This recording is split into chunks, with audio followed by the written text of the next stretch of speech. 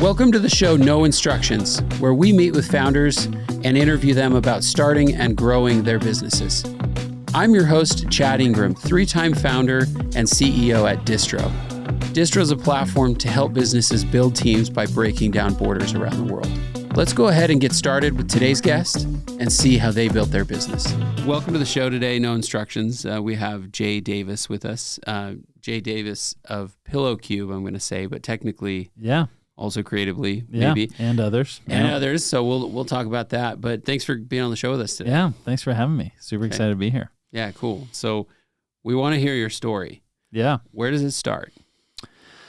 I would say it probably starts in college. I was always fascinated with business, and I always loved kind of talking. That was kind of one of the big things I would talk about a lot with my dad. And still do.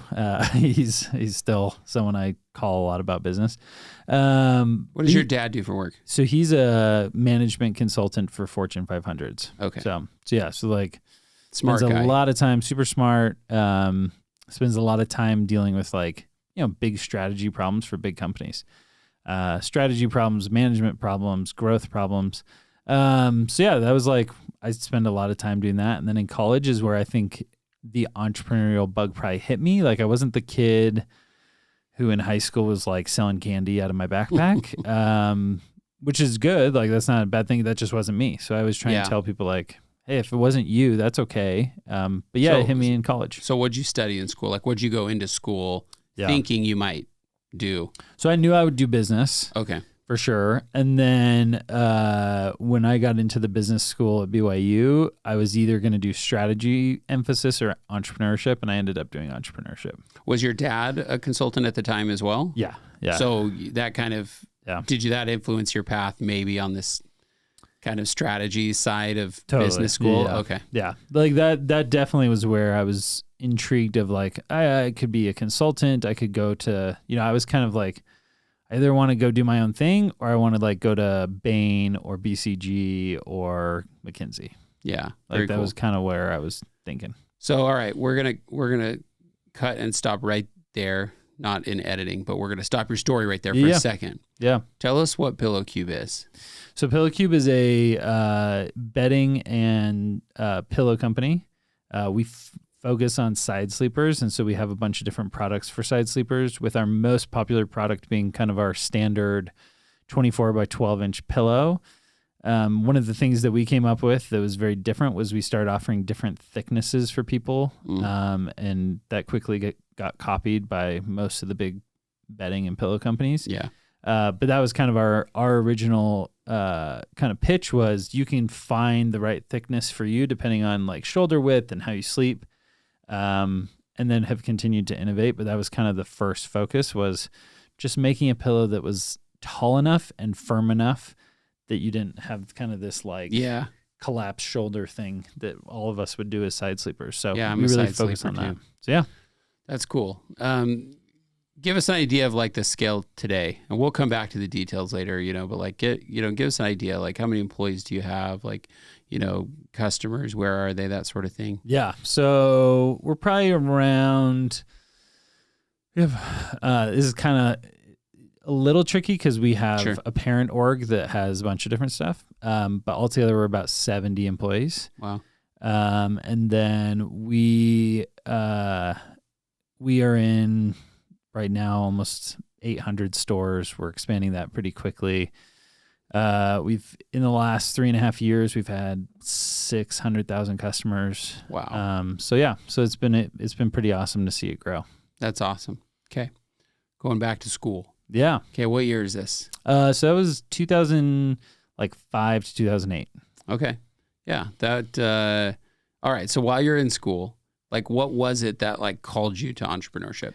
I think a lot of it was honestly kind of the ideas. I was always kind of the person who was I've got an idea. And then it was cool to be in the business school because you had opportunities and resources where it's well, why don't you do something with that idea? I was oh, perfect. Yeah. I can? Yeah. And that kind of pulled me from more of that kind of strategy interest to the entrepreneurial side is I just really started liking where that was kind of that flame was kind of fanned and grew because it was like, oh, you've got an idea. Here's how to turn it into something. Yeah, like was it like the community around you that was kind of like stoking that fire? Yeah. Kind of like, well, you might have something here. Yeah. You know? Yep. You're an inventor. Yeah. You know? Yep. And so it was fun. You know, I did like some iPhone games that made some money.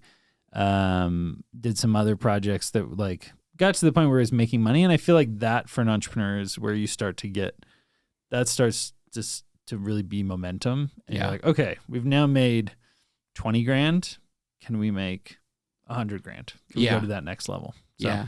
So it's like, all right, you have a taste of it. And like, so these apps or, you know, games that you're trying or these different ideas, is this something you were doing in school or was this after school? It was like kind of both. Okay. I would have teachers get mad that like, what are you doing on your computer? Yeah. Yeah. You're like, well, ironically, I'm doing the thing we're supposed to be learning. Yeah. And so some teachers were really cool and helpful with that. Some were like annoyed that like, you know, you're on your computer. I'm like, I'm talking to my developers in China because that's when they're awake, or, you know, in India or wherever they were, or, you know, a partner. So yeah, it kind of like wasn't something I was necessarily planning. And then by like my end of my sophomore year, I was like, man, I love this. I love coming up with an idea and then doing something with it. Yeah, it's funny. I just spoke at the BYU MBA program. Oh yeah. And to the group like focused on entrepreneurship. Yeah. And I started with a slide that said, why are you here? What are you doing? You know, so either like change your emphasis or quit school. Yeah. You know, because it was like, you know, anyway, I thought I might not get invited back, but they sent me an email after and they're like, that was great. Thank you. Yeah.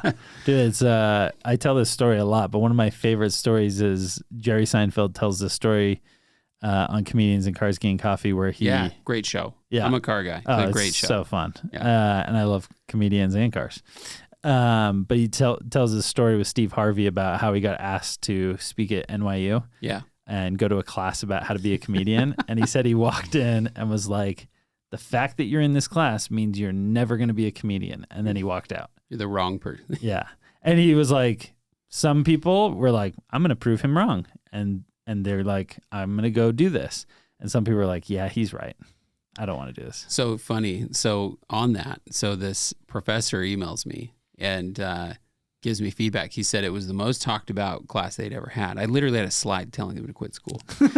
That's how that was the discussion. Yeah. He said half of the people after the class had told him that they were no longer interested in studying entrepreneurship. Yeah. It was aligned to them because I basically told them, if you want to be an entrepreneur, you're in the wrong spot. Yeah. You know? There's a lot of great people you'll end up hiring in this school. Yeah. You know, but and then a handful of others that sort of like lit the fire. And he joked and said, nobody said they're quitting school today, but like there's a lot of people thinking about it. But there's some consideration. Yeah. So. No, I think it's really true. It's actually one of the funny things.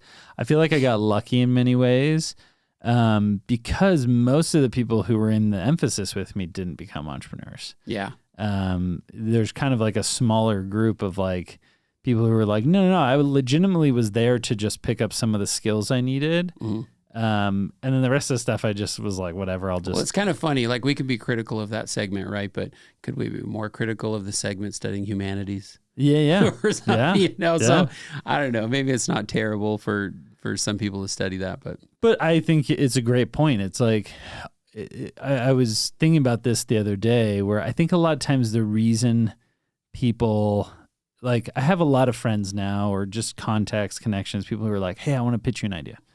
Mm-hmm. And what I've now realized, the reason why people don't go do that is because they are afraid to fail and they're afraid to be vulnerable enough to get feedback on their idea. And so they do things like, I don't want to tell you my idea because I'm afraid you're going to steal it. Yeah. And like, no, what you're really afraid of is you're afraid I'm going to hate it. It's true. And I think that's the difference between real entrepreneurs and people who just talk about being entrepreneurs. Mm-hmm. Is like every entrepreneur I know, it's like, we'll talk about an idea. And then like 3 weeks later, it's like, oh yeah, like I bought a domain. I hired the first person. I already made a sale. Like I have a prototype done. Like they do it. They just like go. Yeah. So. Yeah. It's totally true. Have you ever heard of the Clifton Strengths Culture Index? Like, or it's not Culture Index, Clifton Strengths. It's like a kind of an aptitude testing, sort of assessment. Yeah. And you could take it online and stuff. If you haven't, take it. It's kind of cool. I need to take it. And it's like $30 or something. But there's a strong correlation, not that every person in this category is a successful entrepreneur, but there's a strong correlation with somebody. They call it something, I forget the actual term, but it's something along the lines of a visionary. Yeah. But then also somebody who's matched with they call it an activator, somebody who is inherently good at doing things, that moves fast, like doesn't wait, right? Yeah. And it's kind of interesting to see that correlation. And some people that I've talked to that have, started and actually grown businesses find themselves in that same category. Oh, totally. My wife and her family always laugh because we'll like be together and we'll be talking about something like one of the examples was I bought a pizza oven. And they're like, where are you going to put it? And I'm like, I don't know. And I was like, I think I'm going to build like a stand for it. And they're like, do you have this? Okay. And then like 2 hours later, I'm like walking back into the backyard. Well, they're all still like doing stuff like with wood. I'm like, I'm building it. They're like, where's the plan? I'll figure it out. And just, that's how I am. Like, I'm just like, no, I'll just do it. And I think that's so true. Entrepreneurs are just like, we'll figure it out along the way. It doesn't have to be perfect. And I built a stand and it's still in that backyard, even though we don't live there anymore. I have a neighbor who, just like when we moved into the neighborhood like 5 years ago, I would like, because we're kind of crazy, right? Like entrepreneurs, we're abnormal, like we're totally weirdos, and and like we say crazy things, like so after I sold my last business, I'm like, I'm going to start driving race cars professionally. Not that I grew up doing that. I'm just going to figure that out. Yeah. And so I have a neighbor, and he was like, oh, that's funny, like And then I come home with a race car, and then he goes, I need to start believing you when you say crazy things. Yeah. And it's just, I think it's just in our nature to like go try and do things. So, yeah. Okay. So have you read the Elon Musk book yet? No, but I heard it's amazing. Dude, it's so good. Is it really good? It's so good. And that's like one of the stories is even in that like PayPal mafia. Yep. One of the guys is talking about how they would like play poker with Elon and they're all like, dude, this guy's crazy. Like he just is insane. And, he pushes into the table every single time and he's always willing to put all his chips on the table. And then at the end of the night, Elon walks away with like everyone's money. And the guy makes the comment like, I used to think he was insane, but I've now realized that maybe Elon understands something about risk that the rest of us don't. And you read the book and that's Elon Musk. Like he is just willing, like on crazy, like, okay, this is our last shot on this rocket. And if we don't do it, NASA's going to cancel our contract. And he's like, do it. Figure it out. And like, well, we're worried about this, gasket. It might break. And he's like kind of doing the calculations in his head. He's like, oh, do it. And he's just willing to take big risks. And that's why he has big rewards. Yeah. So I agree. I think entrepreneurs, and I've had people kind of laugh at that, like, kind of that, what gave you the gall to think you could do this? And it's like, I don't know. I just thought I could probably figure it out. You thought you could figure out how to drive a race car professionally. Totally. Yeah. And you just do like, it's just like going through the things like, when I wanted to do that, I didn't know anything about it. So I call the racing association. I say, can I volunteer? Can I go like see it? Yeah. Can I be like there? And then so then I called some teams and I said, can I come see your shop? Then can I volunteer on your pit crew? And like after a few months, I kind of like got an idea of how this would work. And then I learned how to weld. And then I did all the crazy things I shouldn't have learned how to do, right? Like I work on a laptop every day, Yeah. But anyway, you're right. It's like, buying and building the stand. So, okay. We'll figure it out. So going back to school. So you graduate school. Then what happens next? So I graduated in 2008. Did you graduate? I did graduate. Okay. School was always like pretty easy for me. Like that may sound horrible. No. I didn't have to study very hard. I would get pretty much straight A's. I don't know. It was something that like I would study with people and they'd study for 50 hours and then I'd come in and be like, explain what you are like, what have you learned? And they'd explain it in an hour and I'm like, I get it. Okay. And then I would get like a better test. Did you enjoy it or did it feel forceful? No, never forceful. School was always like, and I don't even like, I definitely enjoy challenges and I enjoyed like learning new things. Mm-hmm. And so like, I love to read. So yeah, school is just like, basically I get a pass. This is how I viewed it. Cause I totally understand people who drop out. I didn't have an idea that was killing it so much that I felt like that was needed. I was like trying to get an idea that I felt like could really take off.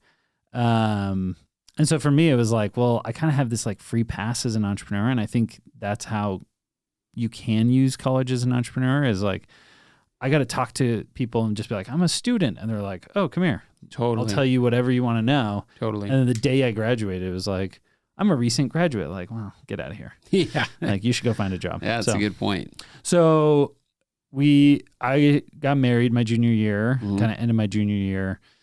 Senior year, we graduated, and then Where are you from originally? Colorado. Okay. Colorado and Chicago. And where's your wife from? She's from Colorado and Washington, Okay. and we met at BYU. Cool. So, And she was like, you don't know what you want to do. This is awesome.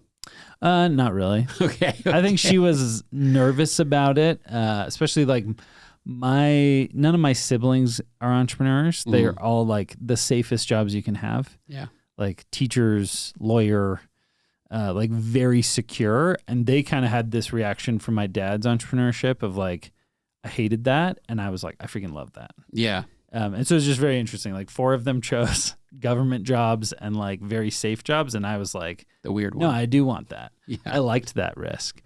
And I'm going to learn from some of the things he did and do it better. Yeah. And so yeah, like I think that, my wife was like, but she was amazing. And I think any entrepreneur's wife is like, Must be awesome. Yeah. Because it's a level of like unknown and risk that's pretty wild, especially for her. Her dad's a banker and he's had an amazing career, great career, but very secure career. Like always had a great job.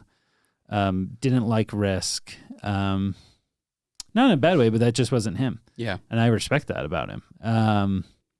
And so for her, it was like a big step into the unknown. Like you just want to kind of like figure it out. So, but I like straight out of school, just because we were like, well, we want to have a family. I got a job. Okay. But I got a job at Vivint, which at the time was Apex. Yeah. That was the last place I worked actually before I became that's right. an entrepreneur. Yeah. And it was great. Honestly, like I moved up.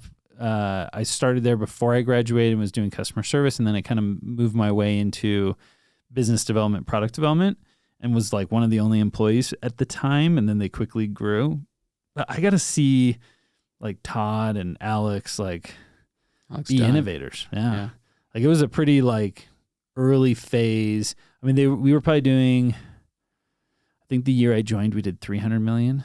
Wow. So, I got to see just them be great entrepreneurs. So it was great. Like it was I was in product development. I got to see how do you launch new things, tons of great learning experiences. And then from there, I left after 4 years and went and helped start a company called The Color Run.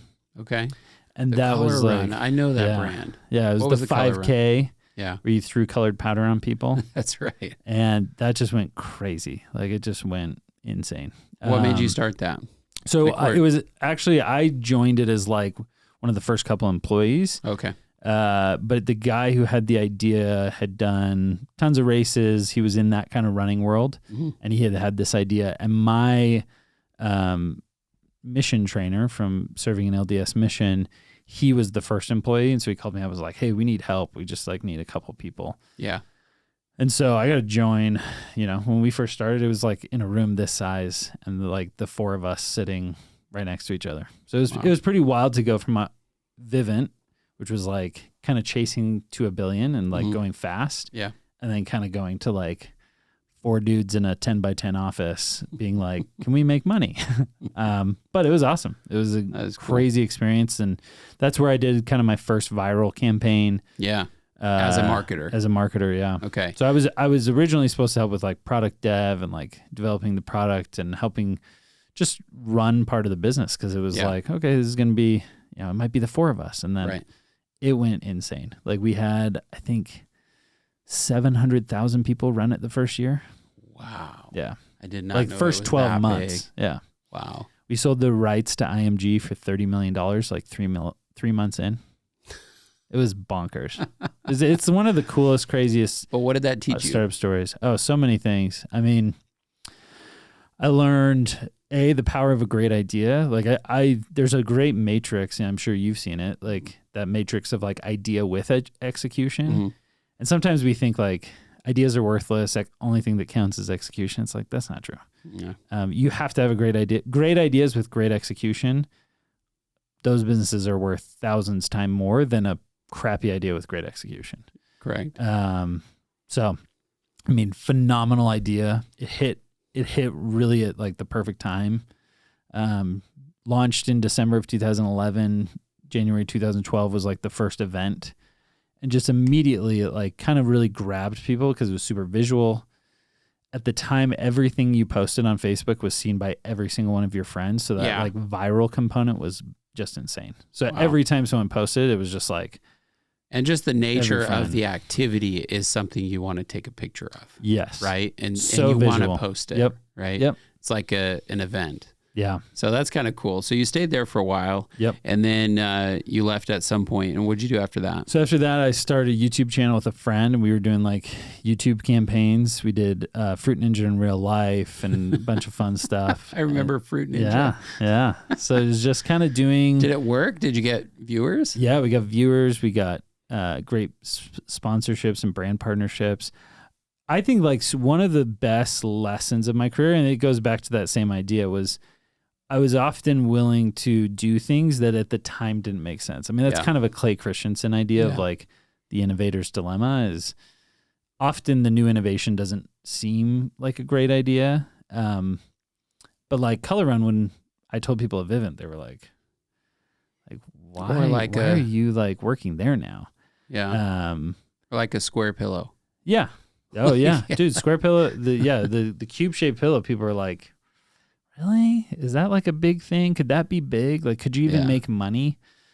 Every once in a while, people, kind of talk to you like, do you get a couple customers a week? And you're like, yeah, we get a few. Yeah. But I think that's something as an entrepreneur, you have to develop that talent of being able to see the vision of something that's coming. I mean, that's the value. That's why you sold businesses. Yeah. It's because you saw something that no one else could see. Yeah. And then once you made it a reality, someone came in and said, well, now that you've made this a reality, I want it. Yeah, that's one of the most like fascinating things to me about starting businesses. And for me, more particularly in software, is like you can sell an idea and you can sell something that helps and like creates value, but doesn't technically exist. You can't touch it, you can't feel it. You can't even technically see it. Yeah. The front end of any app is fake, right? Like it's only put there because you don't program and read code, and so it's just so fascinating to me that like you can take something literally in your head, an idea, and then have people using it around the world and have people buying it, or doing it. And it's like, that is in itself like the most fascinating thing to me about starting a company. So let's fast forward on your story to Creatively. Yeah. Was Creatively like the first sort of like, bigger business that you started and ran, or did it start a little bit prior to that? No, that was probably like the biggest thing that I'd run. After doing the YouTube stuff, I was usually either doing stuff on my own. I was kind of like a consultant. I went to a bigger agency for 18 months because I sold them like my little creative shop. I was never like building the team. So Creatively, I started in 2017. That was kind of the first time that I was like, okay, I want to build a team. I want to have more of a group around me who can help. And people would ask me to do that kind of stuff. Like people were like, hey, can you help me with marketing? And so, like I finally was like, I'm going to start something where I build out that team. We start doing marketing for disruptive companies, because I'd seen how hard, like the challenge at Color Run was you'd have this event, and then after the event, everyone would post those pictures, and people were like, what is that event? Like, that's amazing. I want to go. And it's like, well, we already had it. And so it's like, Yeah. how do you flip that so that people see it before the event happens in their location? And so that's kind of what we figured out. How'd you figure that out? A lot of it was through using Facebook advertising and geo-targeting ahead of things, but then also realizing, hey, if we just go really, really broad across the whole country, Yeah. everyone will know it before we essentially get to their location. Right. So that's what we did. We did a bunch of viral videos that went huge. So when you Everyone knew. started creatively, did you start with clients or one, or like, So what does that look like? Yeah, I started getting some clients who were like, hey, we want you to help us. And so The way you said that made it sound like they just came to you. Oh, no. That didn't it was- happen. no. Tell what happened. So, I mean, a lot of it was like, I think sitting down and saying, like, who is this? Who am I the best at helping?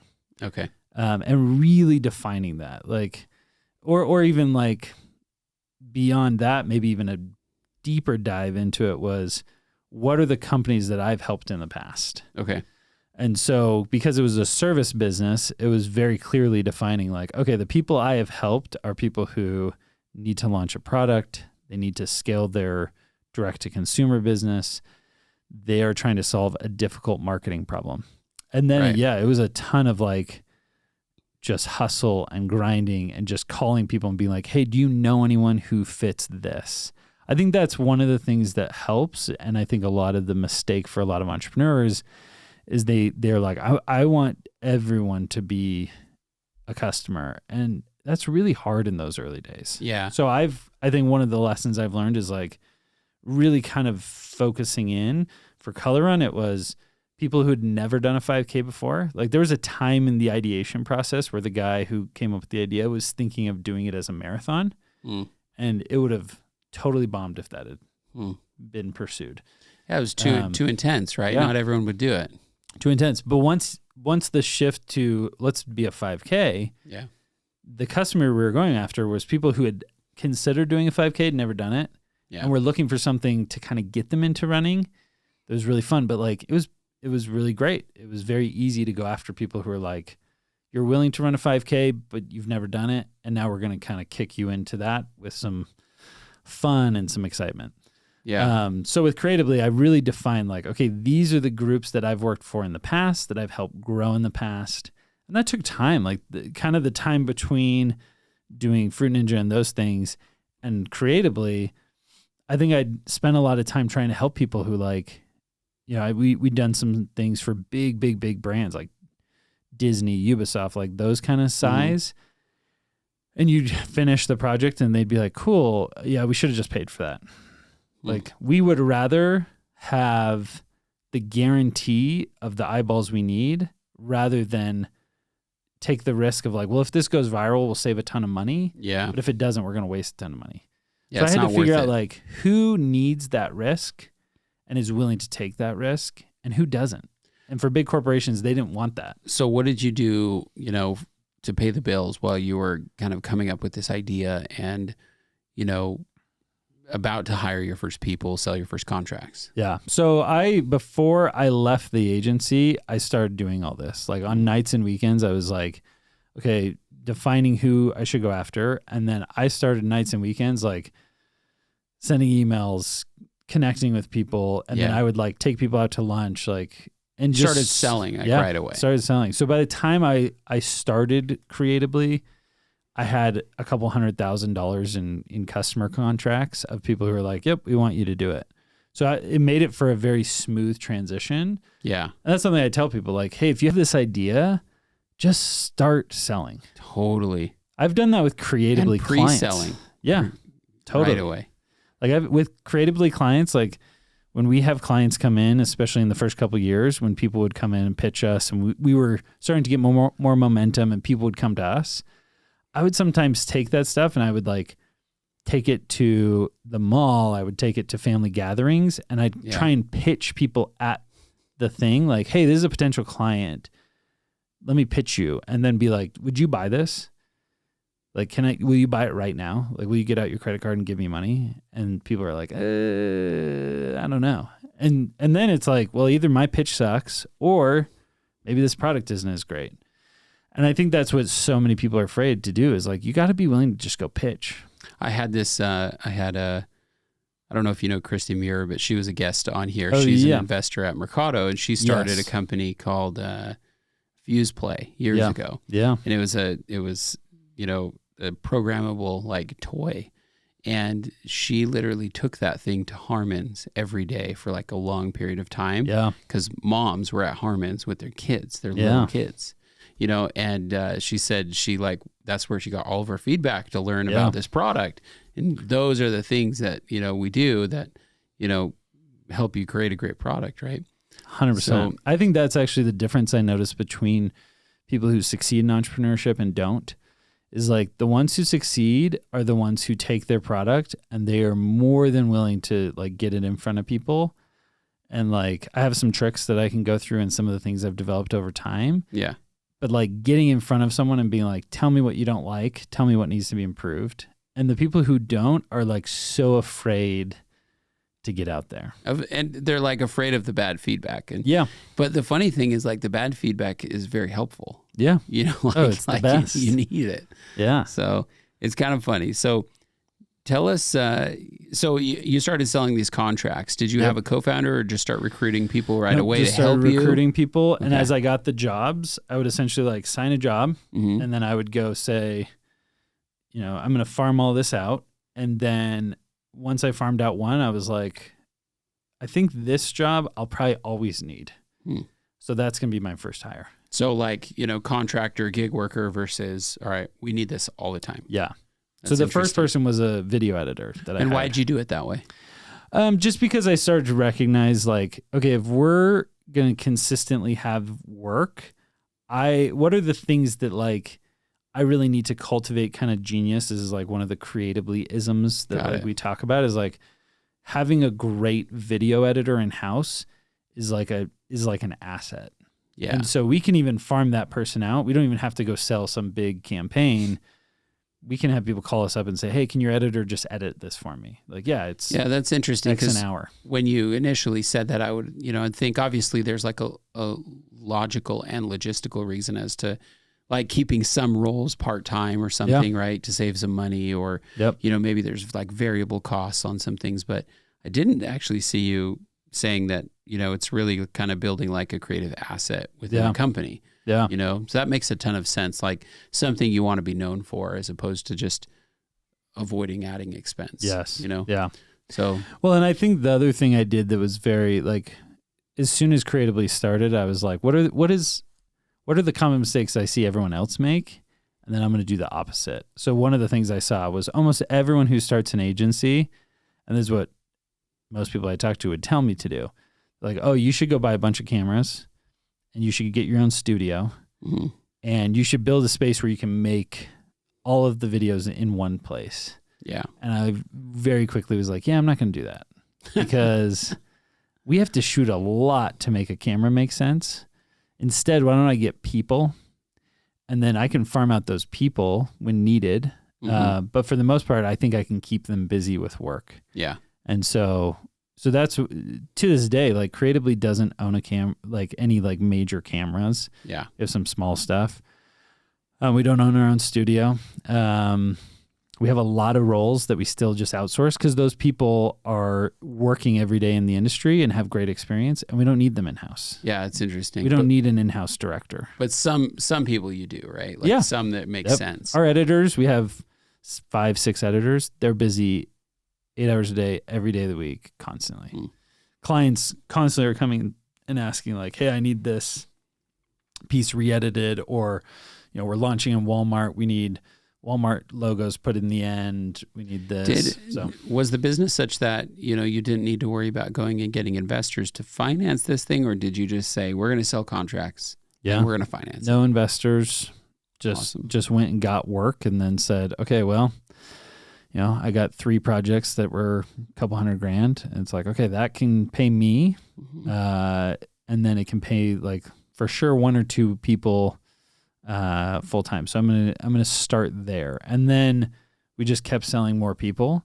And as we did that, it was like, okay, well now I noticed that every single project we do, we're always, we're doing 2 or 3 projects a month, and every project we're spending $4 or $5 grand on motion graphics. Yeah. Like, let's bring a motion graphic guy in house.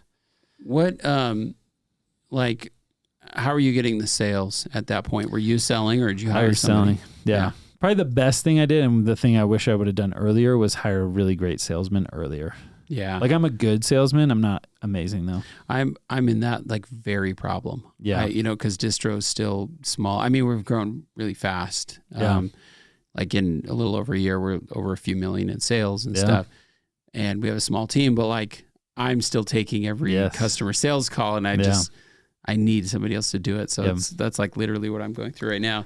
Okay, tell us about how you go from Creatively to Pillow Cube. Yeah, so people know you for Pillow Cube. I mean, Yeah. I think some do for Creatively as well. But like, how'd you get to that point? Yeah, so I think probably two kind of lessons is we were helping people grow and scale their own businesses. Kind of my two reactions were like, I want to invest in some of these. Like, we saw enough grow that we're like, we should have some ownership in things.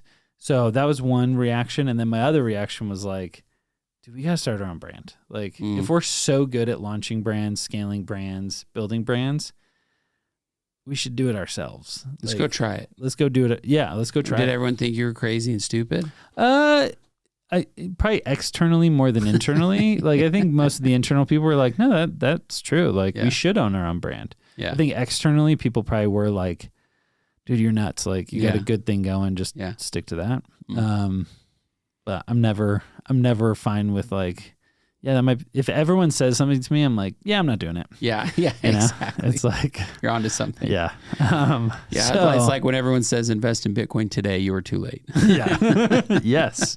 Yeah. It was the weird friend in 2010 who's like, you should put some money in Bitcoin. And it's like, I should have done that. That's what I should have done. Yeah. It's that lesson. So I started saying like, okay, I want to start our own brand. And just what's a problem we can solve? I think one of the things I learned in Creatively... You guys incubated the idea internally, or did somebody bring it to you? Really? 100%. Wow. And one of the things I recognized was like, everyone who came and pitched us like, I've got an idea and we're going to be billionaires, never worked. It was always the people who came and were like, I have this pain and I solved it. Those were always the people who succeeded. It was like, man, I hate this about this industry. And then they would solve that problem. And it was like, oh, that's amazing. Because they were solving something that was like personal to them. Yeah. So I kind of started thinking like, what are things that, frustrate me, drive me crazy? And we were talking about a lot of different ideas, but as a kid, my best friend was Japanese, in Colorado, and his mom told me about Asian pillow boxes and kind of Asian pillows. There's a thing. Yeah, like, so it's not the exact same thing.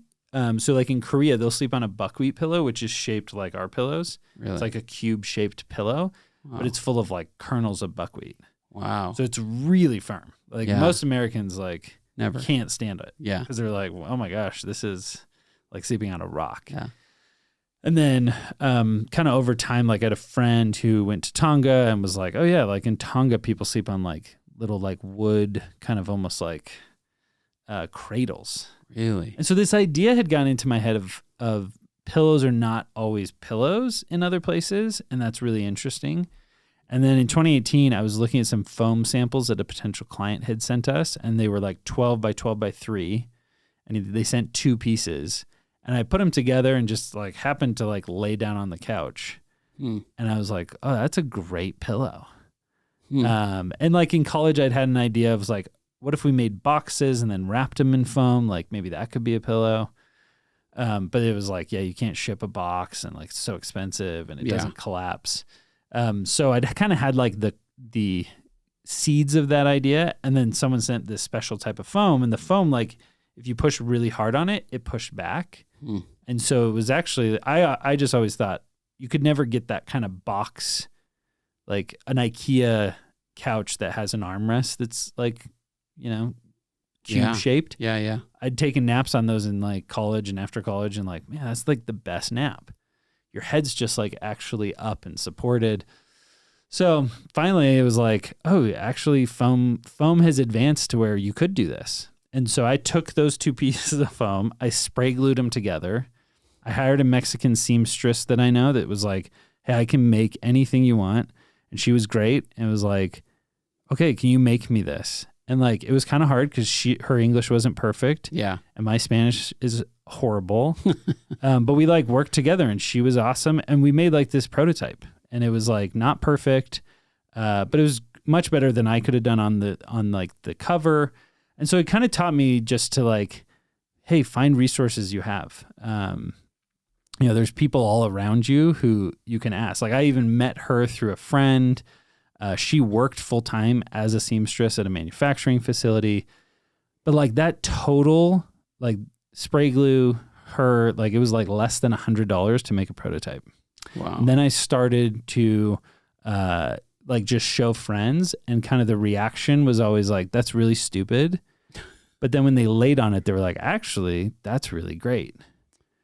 Yeah. So then I went back and asked that lady if she would make me like 20 covers, and we got some foam. We made 20 samples and I gave them to like 20 friends. Yeah. And then a week after I gave it to them, I was like, how do I get like their true reaction? Because that's always hard with family and friends. Especially them. Yeah. Like, and so I called them all and was like, hey, I need that back. Like, I don't care whether you liked it, disliked it, whatever, but I need you to give it back to me because I need to try it with 20 new friends. And then I'll call you later and like, we'll talk about what you thought about it. And if you liked it, I'll give you one. Yeah. And what was funny is every single one was like, I can't give it back to you. Like, I have to keep it. And I was like, oh, interesting. Like, to me, it's kind of like my 3-step process now that I've developed is like, get the concept and pitch it to people and just give feedback. Then get a version of it, give it to people, and then ask to give it back. Then third is some kind of pay test. Like, you need to know if people are willing to pull out their credit card. At that point, I didn't know, but I did know if they got it for free, they wanted to keep it forever. And that's a pretty close test to like a pay test. So yeah, it was great. Like that was kind of like the thing I developed. We do something similar in software. There's a way to identify product market fit by giving it to somebody, letting them use it, and then asking for it back. Yeah. What if I removed access? Yeah. How upset would you be? Yeah. Moderately or very upset, That's so awesome. Okay. So, we've only got a few minutes left. So tell us, at what point do you start to say, I'm going to focus on this? Yeah. So honestly, it was pretty late, like because Creatively was doing well and still growing. Right. You have a whole other business that you could be neglecting maybe. Yeah. Like, so what did you do? So we launched a Kickstarter. Like even from that point, like we had the idea and I was like, this is a great idea. We should do something with it. And then we kind of kept pushing it off. And then I finally was like, okay, we're making a Kickstarter like this week. We're going to make the Kickstarter. We launched it in the summer of 2019. Mm-hmm. And it did like fine. It did $40,000. Okay. So it wasn't not crazy, but not bad. Yeah. It wasn't like, well, see you guys, I quit Creatively. I'm doing this thing. But it was like, oh, cool. Like that's something. And then we did an Indiegogo extended. And that did $120,000. It was like, oh, that's interesting. Mm. And then from then, that was like probably August, September was those. And then we shipped product in December. And it was kind of like the side hustle of all the employees. Like it was like, hey, spend an hour or so each week. I like went to our email girl and was like, hey, can you be customer service? Yeah. And like, hey, editors, can you guys edit content? And like, business guy, can you set up all the business? Like I had kind of like a project manager and I was like, can you do licenses and the Shopify and all that? And everyone just would work on it for like an hour or two a week. Mm. And it was really cool. And we got it going. And then about a year in, it was like, it was probably June, July of 2020. Yeah. We launched another version. We launched a wider version of the pillow, which was just customer feedback. Like customers were saying, hey, I think you should do this. I'm like, okay. So we launched that version. And that like really got to a point where it was, we're doing a couple $100,000 a month. And I was like, okay, this is like a thing. Yeah. That's pretty cool. Like, and at that point it was probably like pretty similar. Like Creatively was doing $300,000 a month. Yeah. So it was like, okay. And then Pillow Cube in November that year did $1 million in a month. Jeez. And I was like, okay, I need to focus on this. Like this is a thing.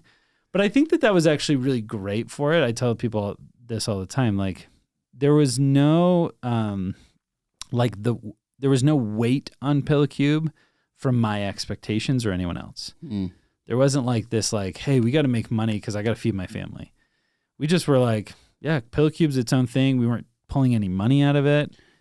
Every dollar we were making, we were putting back into the business. That's a weird perspective because I think for most people that start a company, because you could, even though it was a brand inside, creatively, like it went from a product to, really its own business, right? Yeah. Like when it's that big, and a lot of people are starting under this crazy pressure, but you're kind of like, hey, here's a big sandbox. Let's go play with it. Yeah. Yeah. And I think my approach, and this is advice I give most people, is like, I think so much of my success in my career, if you can say that, like probably comes from just being willing to be long-term greedy instead of short-term greedy. Yeah. And not feeling like this crazy, or not putting this crazy amount of pressure to like, this has to make money. Like when I started doing YouTube videos, it was like, everyone I talked to was like, I don't want to do it because you're not going to pay me anything. Yeah. And it's like, well, yeah. Like, and then all of a sudden it did great and it started making money. And then people are like, oh, I want to help. And you're like, well, you already said no back when it was making no money. Yeah.